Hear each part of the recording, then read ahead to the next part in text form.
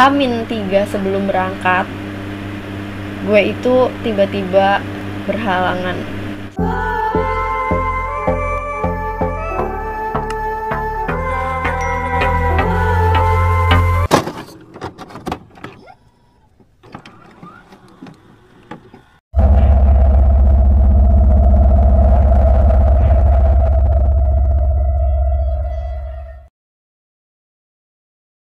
Hai semuanya, kembali lagi bersama dengan gue Hana Oktaviani di Horas Horor Asik.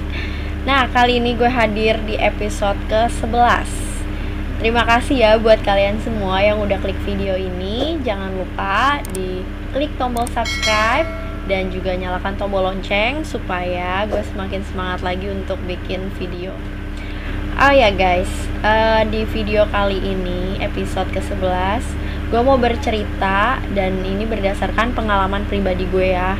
Jadi mohon maaf kalau misalkan ada kurangnya atau banyak kesalahan, karena kebetulan gue biasanya juga ditemenin oleh teman-teman gue atau narasumber-narasumber. Dan kali ini gue mau bercerita secara pribadi ke kalian bagaimana pengalaman horor gue ketika naik gunung. Dan langsung aja gue mau cerita. Pengalaman ini gue alamin ketika gue masih duduk di bangku kuliah. Jadi sekitar bulan Oktober di tahun 2015. Nah, ketika itu gue bersama dengan teman-teman gue. Ya kebetulan kita memang ada hobi naik gunung gitu guys. Jadi ada satu kali misalkan liburan, kita pasti coba untuk merencanakan pendakian. Nah, langsung aja waktu itu kita udah merencanakan matang untuk pergi ke salah satu gunung yang ada di daerah Batu, Malang. Nah, ketika itu sudah sangat direncanakan dengan matang, sudah ada briefing time-nya, udah ada, maksudnya kita udah ada pertemuan untuk membicarakan hal-hal logistik lah, untuk masalah peralatan segala macam. Nah, kemudian beres H-1 sebelum berangkat, kita udah pastiin lagi jumlah orang. Nah, waktu itu yang berangkat akhirnya kita bersembilan. Seingat aku kita bersembilan. Jadi ada Genjur sebagai leader kita. Jadi ada Genjur, Kadir, Mila, kemudian ada gue, ada Anggun, ada Lia, ada Ruben, ada Arsyad, dan yang terakhir ada Ijal. Oke, kita udah fix berangkat bersembilan. Setelah itu kita berangkat naik motor, start, kita parkir di jalur pendakian loket awal bersama dengan berbarengan dengan orang-orang yang mungkin mau melakukan pendakian ke Gunung Panderman. Nah, kita memang satu jalur di Gunung Panderman, tapi di kawasan itu ada dua gunung guys. Jadi ada untuk jalur pendakian ke Gunung Panderman dan ke Gunung Butak. Nah, kebetulan kita bersembilan itu merencanakan untuk pergi ke Gunung Butak yang juga jalurnya sama gitu. Setelah kita udah pastikan Gunung Butak ini tingginya 2868 mdpl atau meter di atas permukaan laut, kalau mungkin kalian yang nggak tahu gitu. Nah, setelah itu waktu kita sampai, kita berhitung, kita memastikan barang bawaan kita, tenda dan lain sebagainya. Di situ kita dipimpin leader kita untuk bersama-sama berdoa menurut kepercayaan masing-masing. Dan di situ kita udah istilahnya terakhir gitu untuk rundingan gitu kan ya kan, sebelum kita berangkat ke pendakian. Setelah beres, terus kita udah administrasi segala macam, maksudnya yang kayak KTP dan lain sebagainya udah beres banget gitu. Terus kita jalan, kita start jalan. Itu memang sudah agak sore ya guys. Jadi kalau nggak salah seinget gue itu sekitar jam 3 gitu deh. Jam 3 ya, kayaknya sekitar segitu. Terus kita udah mulai start jalan, kita masih ngelewatin rumah warga tapi yang udah desa gitu. Jadi kebetulan letak dari Gunung Butak ini sendiri ya, itu ada di Dusun Toyomerto, Desa Pasanggrahan, Batu Malang. Jadi di situ kita masih melewati desa juga gitu. Ketika kita udah mulai masuk ke, kelihatan lah gitu ya, udah mulai banyak pohon gitu. Kita sempet ada satu titik poin yang memang view-nya tuh bagus banget, kita foto. Jadi kita ngeliat tuh kayak full sama pohon-pohonan yang kayaknya bawahnya tuh emang jurang gitu, tapi di situ ada titik poin dimana kayak di sini lah. Nah, di sini pohon-pohon semua, mungkin sininya jurang. Kita titik poin di sini, kita foto bersama dulu dan sampai kita minta tolong orang untuk fotoin kita. Nah, setelah kita foto, ayo kita berangkat, kita cus. Nah, jalurnya di situ masih oke ya, masih aman gitu. Aman, tapi emang agak jauh gitu. Terus setelah itu kita nggak lama menemukan, pokoknya kayak ada cabang gitulah. Cabang, kita ketemu ada tulisan Panderman sama ke arah Butak. Kita milih ke arah Butak. Nah, waktu kita milih ke arah Butak tuh di situ sempat ada kayak tanah kosong, sempat ada yang kayak tanah kosong itu menurut gue serem banget sih di situ. Jadi karena waktu itu kalau nggak salah udah mulai agak gelap juga, ya udah kita tetap lanjutin, kita tetap jalan. Terus luar biasa lah pokoknya perjalanan di situ sampai ke pos 1, pos 2. Nah, di situ emang udah ngerasa banget lah hutan banget. Jadi kalau kalian mau coba adrenalin atau kalian mau mendaki ke Gunung Semeru sebelumnya, kalian juga boleh untuk mencoba di Gunung Butak ini. Dan menurut gue pendakian ini cukup berat sih menurut gue, karena jalur tanjakannya buset, gila sih. Jalur maksudnya untuk nanjaknya itu bener-bener gue sempet kayak cicak banget.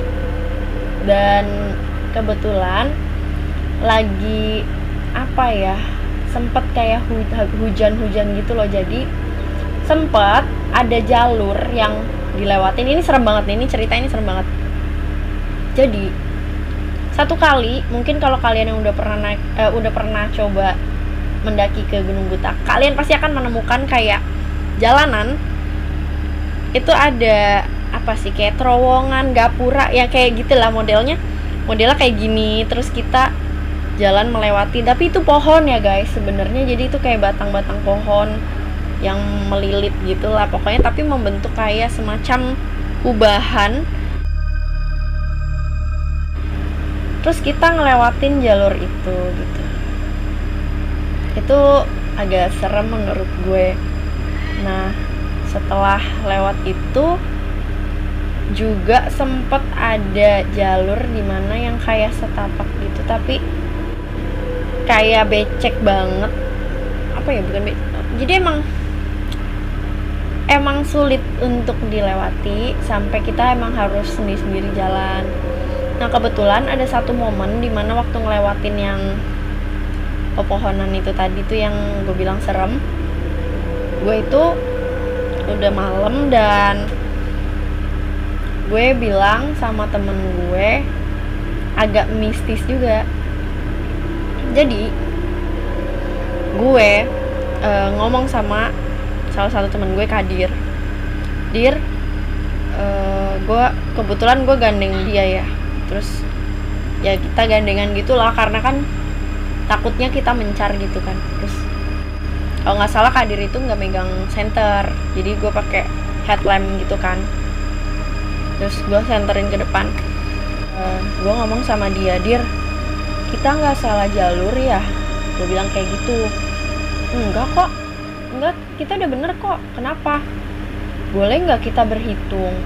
Tiba-tiba tuh gue tuh ngajakin anak-anak untuk berhitung, kan nggak jelas banget ya. Maksudnya udah jelas-jelas kita berangkat itu ya total ber9, tapi gue punya bad feelings gitu. Jadi gue nggak tahu waktu itu yang paling belakang siapa, tapi kalau nggak salah temen gue Ijal sempat di paling belakang juga.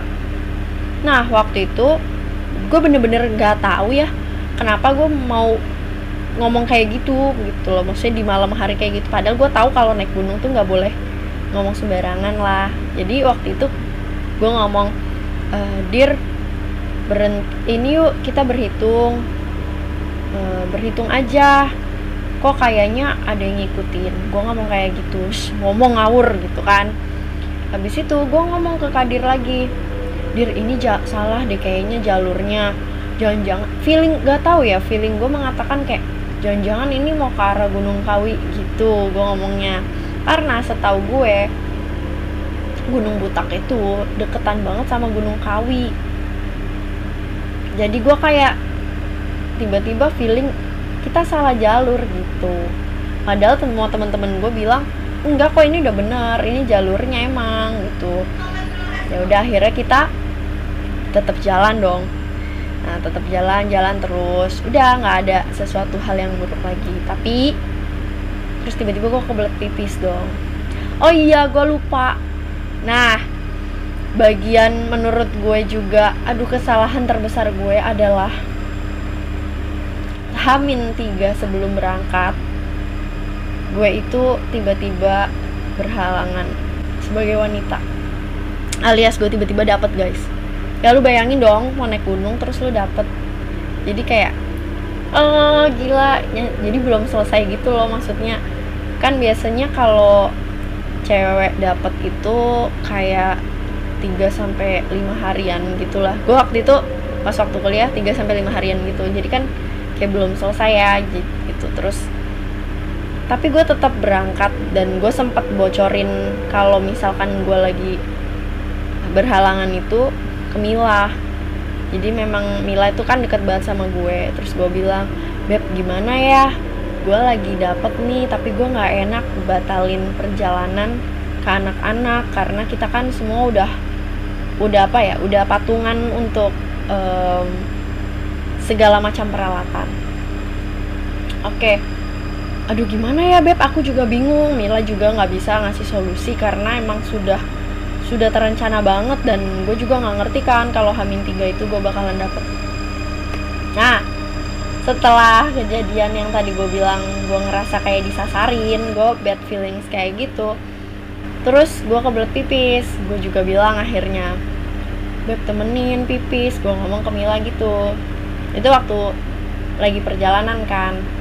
Terus gue ngomong sama Ijal kalau nggak salah, itu dong apa namanya, gue mau pipis nih temenin gitu kan, maksudnya jagain laki kan. Gue lupa akhirnya yang jagain si Ijal apa Kadir apa Arsyad gitu, gue lupa banget. Tapi anak-anak kan pada berhenti semua tuh, agak menjauh tapi tetap masih di situ, maksudnya masih di daerah situ. Terus gue sempet hampir nyenterin ke pohon-pohon gitulah. Duh emang gue orangnya agak-agak nggak tahu ya, waktu ke Gunung Butak ini agak nakal gue menurut gue bukan nakal sih, kayak gue nyari perkara juga. Gue datang ke situ aja udah istilahnya udah bawa darah gitu kan, masih aja gue kayak hampir nyenterin ke pohon-pohon yang terus gue udah diperingatin, udah jangan macem-macem, lampunya juga kalau bisa dikebawahin aja, yang kayak gitu-gitulah. Udah. Terus guys, kita sempat ada ngelewatin jalur kayak jalur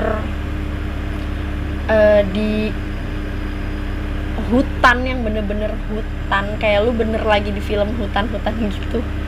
Dia agak belok gitulah, agak belok gini, tapi itu pohon-pohon tinggi banget. Maksudnya itu gue ngerasa kayak aduh binatang buas nggak ya. Gue sempet loh, tapi itu pas awal-awal perjalanan nggak sih, gue lupa deh. Maksudnya itu posisi udah malam atau udah ya atau sore waktu itu pas lagi lewat situ.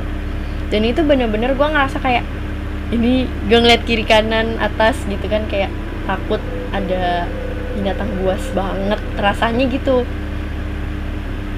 Padahal waktu gue naik gunung ke Gunung Semeru itu juga anehnya nggak ini sih, nggak ngerasa kayak kayaknya bakal ada binatang buas. Tapi waktu di Gunung Butek itu gue ngerasa takut kayak ada binatang buas. Gue ngerasanya gitu, tapi gue nggak ngomong ke teman-teman. Nah, udah nih lanjut nih guys. Sampai akhirnya gue sama anak-anak sempet ngelewatin jalur yang kayak agak tanjakan-tanjakan juga lah gitu kan. Terus udah selesai, kita capek. Nah, waktu kita capek itu habis mendaki, sempat ada juga loh guys jalur yang menurut gue agak seinget gue agak serem. Itu manakala kita sempat melewati kayak tebing, dan itu lu cuma bisa satu orang yang lewatin gitu. Itu deg-degan banget sumpah. Dan begitu pas udah lewatin itulah kalau nggak salah, nah gak lama kita itu sampai, pokoknya udah lewatin pos 1, pos 2, pos kita kalau nggak salah berkemah. Jadi kita udah ngeluarin tenda nih, kita ngecampnya itu di daerah deket-deket pos 3 gitulah. Oke, nah waktu pas di pos 3 itu kita udah mulai ngeluarin tenda lah, makan segala macem. Bahkan kita sempet kenalan gitulah sama sekelompok anak-anak cowok-cowok yang lagi ngecamp di seberang kita, yang akhirnya terus kita jadi kenal. Terus nggak cuma di gunung aja, terus akhirnya kita juga tahu ternyata satu kampus juga sama kita. Skip cerita perkenalan itu, kita udah berencana lagi nih. Jadi kita udah posisi udah malam banget, jadi kita nggak mungkin lanjutin perjalanan.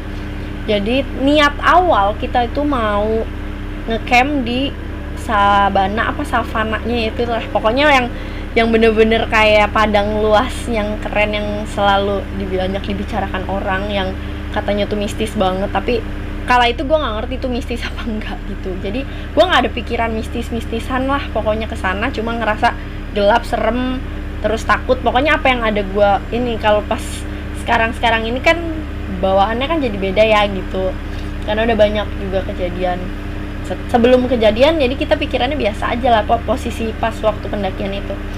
Nah, waktu ngecamp udah aman kayak gitu, sebelum kita tidur udah dibicarain sama Genjur, Here kene mendakine iku yo, naik ke atas puncaknya iku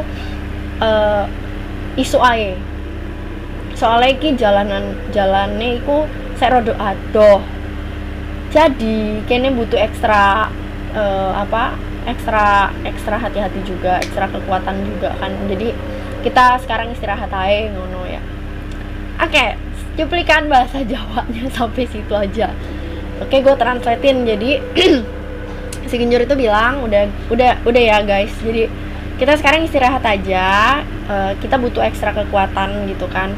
Jadi kita juga butuh power lagi untuk mendaki besok. Kita mau ke atas puncak dan kita harus nyampe ke puncak itu, maksudnya tuh kayak gitu kan, supaya kita bisa punya stamina lah maksudnya dia. Kita istirahatlah kita. Kemudian pagi ditanya siapa yang mau ikut, ini udah next, udah hari esoknya ya. Terus ditanya siapa yang mau lanjut, mau naik ke puncak gitu kan. Terus akhirnya diputuskan Kadir yang gue gandeng itu sebelumnya, Kadir dan Ruben itu nggak ikut ke puncak. Jadi mereka tinggal di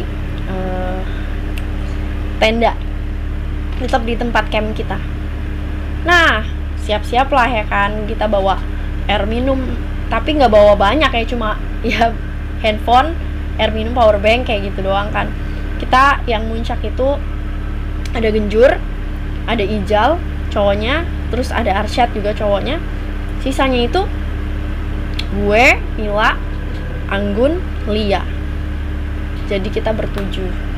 Yang di camp tenda tetap Ruben sama Kadir. Lanjut, kita berangkat. Waktu kita keluar dari tenda, kemudian jalan, itu kan tetap kita langsung nanjak tuh ya kan. Ya kita lewatin beberapa bagian gitu. Ternyata masih ada orang yang ngecamp, tapi cuma 1-2 orang gitulah maksudnya, tapi di pinggir-pinggir gitu, masih belum bangun gitu kayaknya. Di depan-depannya itu nggak lama kita melewati kayaknya itu masuk sebelum pos 4. Pokoknya sebelum itulah gitu kan. Sebelum pos 4, sebelum Sabana itu pos 4 kalau nggak salah atau kebalikannya deh, gue lupa. Itu bener-bener lagi apa namanya, kebakaran hutan. Jadi gue di situ shock banget. Hah, kok bisa ya kebakaran hutan, gue bilang gitu. Dan itu sampai bener-bener gersang, panas banget. Jadi sampai gue bener-bener sama teman-teman tuh melewati batang pohon yang lagi ada apinya, bener-bener yang duh gila, serem banget gitu. Terus ngeri loh, sumpah ngeri banget. Itu masalahnya gue ya ampun, jauh dari orang tua gitu kan, takut kenapa-napa gitu. Dan gue baru pertama kali ngeliat namanya kebakaran hutan di gunung, seserem itu. Terus kita ngelewatin di bawahnya batang itu, kita kan nggak mungkin loncat ya, itu batang soalnya gede banget. Terus ya ampun, ternyata udah banyak banget yang kena kebakaran dan itu udah gersang. Terus sempet gue foto di sama teman-teman lah, tapi ganti-gantian gitu. Terus kita sempat foto di yang bagian gersang. Nanti gue tunjukin fotonya tuh kayak gini. Oke. Nah, setelah itu kita naik. Kita melewati hutan yang agak perbukitan gitu.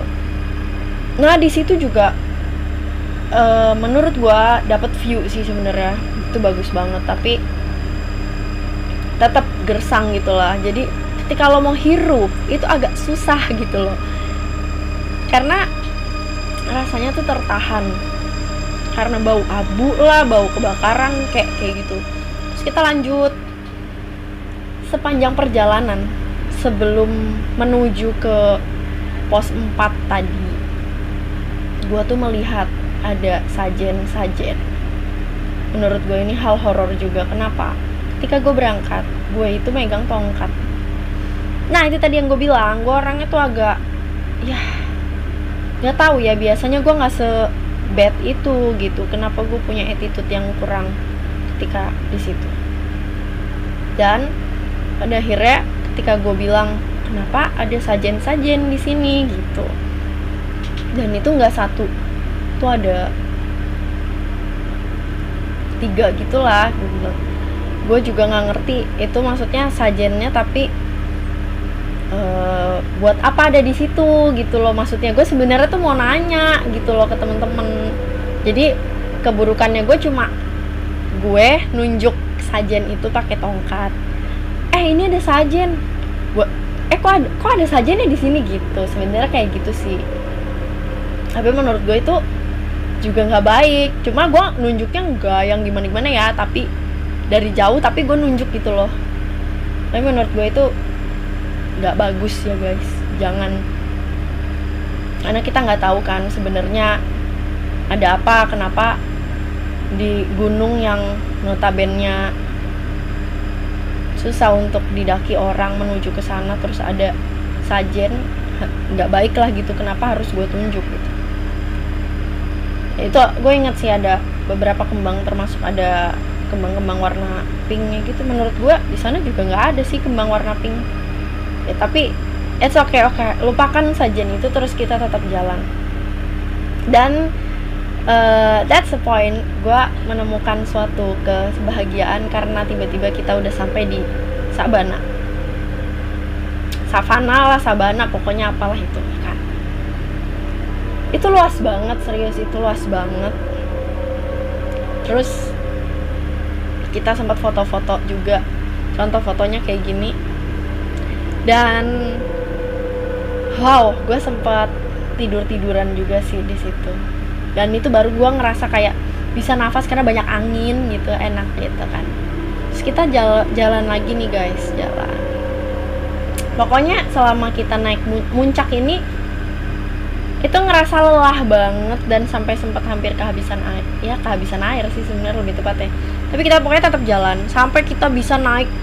Pokoknya posisi tersulit itu karena banyak batu dan kita bener-bener naik banget, rasanya gini banget nih sampai di puncak 2868 mdpl ini bener-bener, tapi bisa ngerasain foto sama awan kayak gini. Itu enak banget dan seru banget.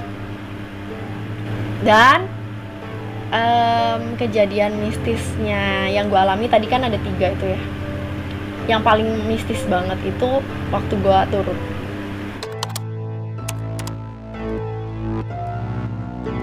Terima kasih ya teman-teman semua. Jangan lupa di subscribe, like, dan komen maupun share buat ke teman-teman semuanya untuk jadi pelajaran. Dah, sampai jumpa. Selamat malam, selamat tidur, dan jangan lupa berdoa. Goodbye.